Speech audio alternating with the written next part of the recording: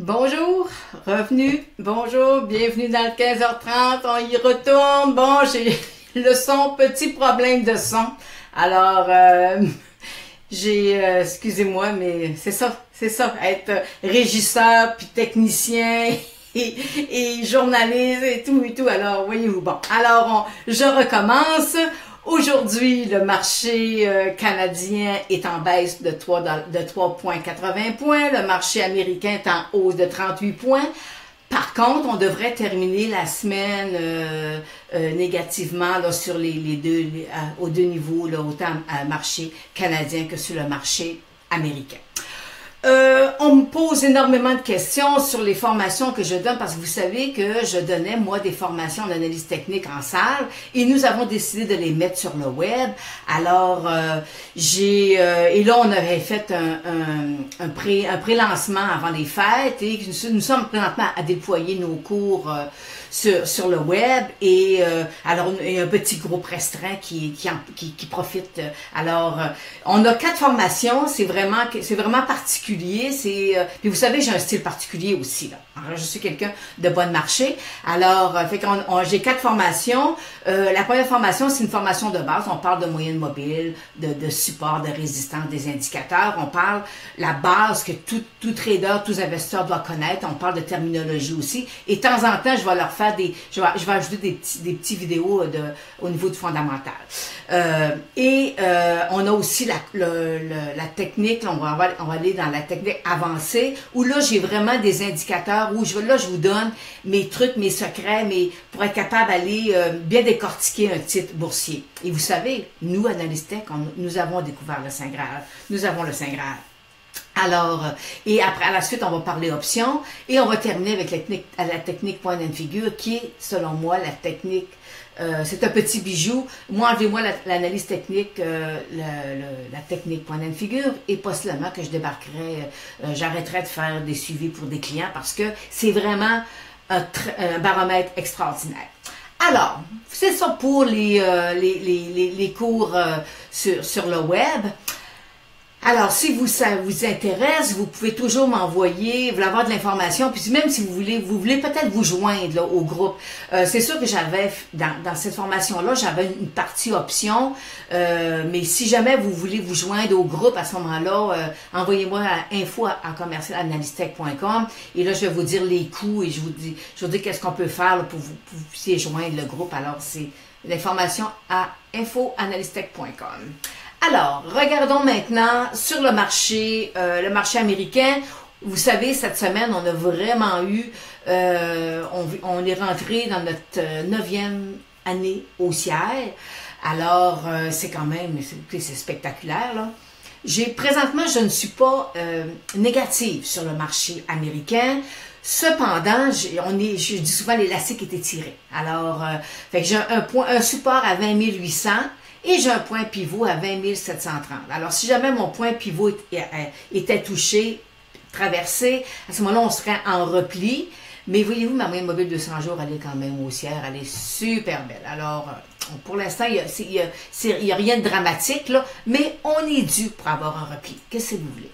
Alors, par contre, sur le TSX, c'est un petit peu plus difficile parce que vous savez que l'or et le pétrole, cette semaine, ça n'a pas été une très bonne semaine. Alors, on a présentement un support sur le TSX et là, si jamais il perçait, on pourrait avoir un petit repli. Puis voyez-vous, ma moyenne mobile de 100 jours, elle est moins haussière que sur le marché américain. On va aller avec, je vais aller pour les gens me posent des questions. Alors j'ai sur mon Facebook, là, je réponds à vous. Alors j'ai Françoise qui me pose une question au niveau d'Allergan. Elle me demande est-ce que c'est un bon titre ou. Mais voyez-vous, présentement, Allergan, j'ai la ligne bleue que je vous ai mis. On est vraiment là. Il faut qu'il y ait une inversion de la tendance. Même si elle traverse sa mobile 200 jours, il faut qu'il traverse pour lui donner la force pour poursuivre. Alors, pour moi, pour l'instant, c'est pas un achat. C'est des beaux gros titres, là, mais pour moi, c'est pas un achat. Un autre petit titre qui provient de Diane, qui est une petite titre sur le cannabis. J'ai un petit support. Vous voyez ma ligne rouge, j'ai un bon support. Ma moyenne mobile de 100 jours, elle est haussière. Alors, vous savez, c'est un titre qui a monté beaucoup. Et cette montée-là, parfois, c'est difficile à digérer. Fait que ça prend du temps là, pour qu'il soit capable de s'accumuler. Alors, si jamais il perçait le petit support, Ça se fait, il faudrait faire attention, mais c'est pour moi, c'est pas un achat. C'est pas un achat. Un autre titre qu'on me demande, et voyez-vous ce titre-là, c'est Robert qui me pose la question. J'ai pas assez présentement de données dans le temps pour être capable de vous donner l'heure juste sur l'entreprise. C'est une jeune entreprise dans le secteur financier, très pointu au niveau du style de placement qui va avoir, là. Alors, pas qui va avoir, mais qui sont en train de percer, là. Alors, c'est très pointu. Fait que pour l'instant, moi, techniquement parlant, j'ai pas assez de données pour vous donner vraiment l'heure juste, mais ce qu'on voit, il y a peut-être un beau petit gap à venir fermer. Mais je suis pas allée voir au niveau fondamental qu'est-ce que la compagnie fait au niveau des bénéfices. Alors, des estimés des bénéfices, parce que c'est jeune, alors on travaille avec les bénéfices. Là, c'est, je vous ai mis à l'écran l'ETF du Solar. Et ça correspond à deux questions que j'ai eues. Première des choses, c'est Muriel qui me demande, parce que la semaine passée, je vous disais, vous savez, moi, je suis une fille de bon marché. J'aime ça quand on a des beaux titres qui montent, puis qui ont descendu, puis qui s'accumulent parce qu'ils repartent. C'est mon style à moi. J'ai un style particulier qui est ce style-là. Et elle me demandait que si j'en avais un à lui proposer. Et on a aussi, j'ai Bastito qui me demandait qu'est-ce que je pensais de l'ETF du Solar. Écoutez, c'est un titre, mes clients, j'ai quelques titres sur Analystech au niveau du Solar. On a la moyenne mobile de 200 jours, il est allé la tester, il est en train de se replier. C'est un titre qui est battu par le marché, c'est un titre ça fait des années qu'il est en baisse. Et présentement, moi, ça fait quelques mois que je le surveille. Voyez-vous, on a eu des pics de volume. Moi, présentement, j'ai pas mal de choses qui m'intéressent dans cet ETF-là. Cet ETF-là, il représente 18 titres qu'on peut transiger sur le marché américain et canadien. Il y a un titre sur le marché canadien. Et on a des petites trouvailles à l'intérieur qui me plaisent énormément. Alors, pour les clients d'Analystech, je vais aller vous mettre un petit sommaire là, du secteur avec quelques titres qui m'intéressent présentement sur le solaire. Ensuite, on va changer complètement de registre. Là, je vous emmène dans les obligations 5 ans et c'est officiel. J'ai la confirmation. Ma technique point de figure me confirme que les taux 5 ans américains devraient monter à 3,90 %. En août dernier, lorsque j'ai fait l'analyse de l'obligation 5 ans, j'avais un signal qu'on était en train de partir, mais je n'étais pas capable de calculer ma cible à la hausse. Vous savez, la technique point de figure, c'est une de ses forces. On est capable de calculer, et c'est ce que j'enseigne dans mes formations. On est capable de calculer jusqu'où le titre, ou dans ce cas ici, le taux d'intérêt va monter. C'est pas quelque chose qui va prendre 6 mois, là, ça va prendre 2 à 3 ans pour que les taux d'intérêt montent tranquillement. Alors, ce que je vais faire pour les clients d'Analystech, je vais aller vous mettre, puis ça va être gratuit aussi. Alors, les gens qui vont vouloir avoir accès, vous venez vous enregistrer sur analystech.com et vous allez avoir accès. Je vais vous parler de la technique de l'échelonnement des certificats de dépôt ou des obligations. Qu'est-ce qu'on fait quand les taux d'intérêt se mettent à monter?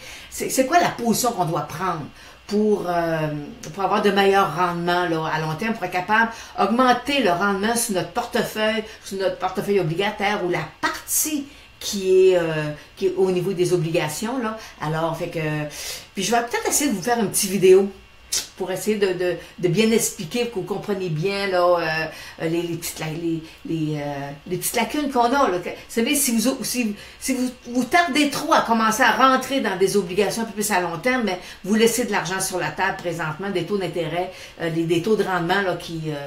Alors, faut y aller, là. Je pense que c'est le temps d'embarquer dans la roue. Et là, je vous mets le graphique à court terme là, des obligations 5 ans et on voit qu'il y a eu une accumulation sur une période d'environ 3 mois. Et là, on est parti. Oui, ma moyenne mobile de 100 jours, elle est haussière. Alors, on est parti, on est dans une structure de hausse de taux sur le marché américain, mais vous ne craignez rien, le marché canadien va suivre. Quand les Américains tous, nous autres aussi, on a un petit rhume. Alors, on va terminer avec, comme je fais presque à tous les jours, on va terminer avec présentement, c'est le pétrole qui est affiché. Vous savez, moi, mon rectangle, là, 55-50, ben là, on est dans le 50, puis on est un peu en bas. Et là, il teste la moyenne mobile 200 jours. Alors, j'espère que il va juste nous faire une petite lichette, puis qu'il va repartir, mais ça, on va le savoir la semaine prochaine, là. Mais pour l'instant, je suis toujours, à long terme, je suis toujours haussière parce que mon point de figure, je suis très, très loin là, pour invalider cette cible-là. Mais ce qui me dérange un peu, c'est que si ça persiste, ben la hausse du pétrole, ben, on va peut-être attendre entre 3 mois, peut-être 6 mois aussi. Alors, ça serait un petit peu dommageable. Mais, qu'est-ce que vous voulez, c'est pas moi qui décide, c'est le marché. Alors, et allons voir l'or. L'or, présentement, est à 1204. Vous savez, j'avais un support à 1220. On l'a percé, on a descendu à 1200. Et ce matin, on est descendu, on est revenu. Et là, sur un graphique à court terme, l'inversion de la tendance serait à 1205. Vous savez qu'on est dans une vague 4, une vague complexe, ça bouge. Et je suis haussière pour l'instant, on devrait aller toucher le 1300 l'once, là, selon mes calculs, c'est ce qu'on devrait faire. Mais après ça, on devrait avoir une jambe baissière sur l'or. Mais pour l'instant, on profite de cette hausse-là et le marché est quand même positif, là. Mais les titres aurifères ont un petit peu plus de misère. C'est la commodité, là, des fois, qui nous fait des hausses plus intéressantes. Alors, nous sommes présentement à 15h58. C'est la première fois que je ferai un 15h30 qui se termine aussi tard. Alors, le marché américain va terminer la journée positive avec 47 points, mais négative sur une semaine. Le marché canadien aussi termine la journée en hausse, mais négativement. Et aujourd'hui, c'était le secteur financier qui tirait de la patte sur le marché canadien. Alors, je vous souhaite un bon week-end et je vous dis, venez voir sur le site d'analystech.com, venez voir la partie gratuite que nous vous offrons. Et n'oubliez pas qu'analystech.com, c'est le site d'analyse technique le plus prolifique au Québec. Alors, on se dit à lundi. Bon week-end!